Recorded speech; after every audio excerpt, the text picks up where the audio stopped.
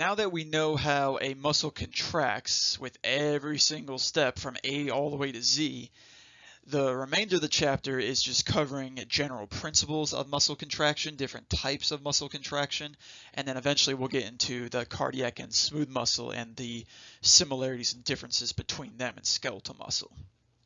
So the first thing I want to introduce is something called the all or none principle.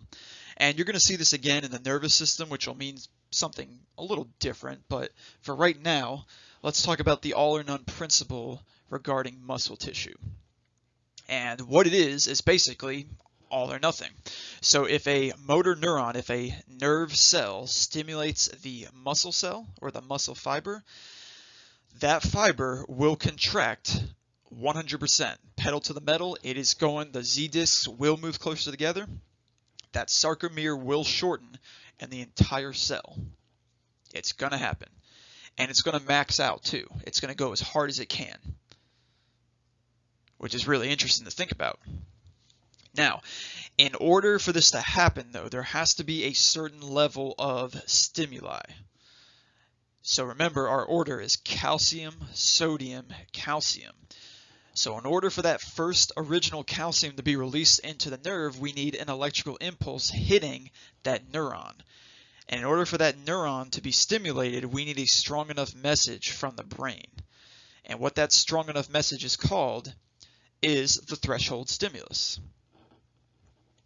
So the nerves need a certain amount of stimuli in order for our body to be aware of it, in order for any muscle activity to be carried out. And a good example of this is, if from a sensory standpoint, if you have an ant crawling on you and you don't recognize it, you don't feel it, and it bites you, right? A red ant.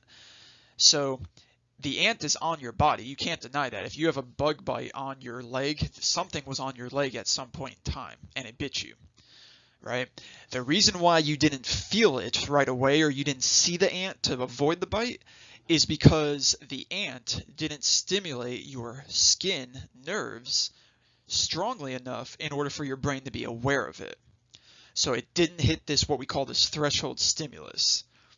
If it did hit threshold stimulus, for example, if there was a really large bug, like a huge spider on you, you'd probably feel that, and then you'd be able to react to it. But something as really, really small as an ant, as light as an ant, you don't always feel that, and therefore your nerves aren't excited. And if your nerves aren't excited, your brain doesn't know what's going on until it starts itching like crazy, right?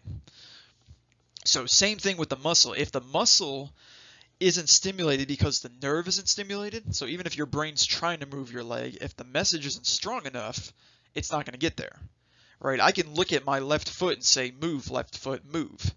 And it's not going to do anything unless I actually send the electrical impulse and force my body to move my left foot. So the message has to be strong enough, and what we call that is a threshold. Now, going back to this all or none principle, it says when the muscle fibers contract, they will contract completely, 100% all force, all or nothing. There's no half contraction. But remember, there are thousands of thousands of thousands of muscle cells in one muscle. So if I'm picking up a pencil, yes, any muscle cells that I use are going to go pedal to the metal 100%, and they're going to contract as strongly as they can. But how many muscle cells does it really take to pick up a pencil? I don't know the answer, but probably not a lot, right? Let's say 5, I don't know. A pencil doesn't weigh much, and my fingers and my arm, my biceps can move it around pretty easily. So even though I'm only stimulating 5 muscle cells, those 5 muscle cells are working as hard as they can. But if I pick up something like a chair, that's going to be a lot different than a pencil, right? I'm going to have to contract more muscle cells, let's say 50 muscle cells, to contract or to contract enough of the muscle itself to move the chair. So same thing, those 50 are going to be all or nothing. They're either going to move or not move, but the 50 that are moving are doing it to the best of their ability. So that's the all or none principle.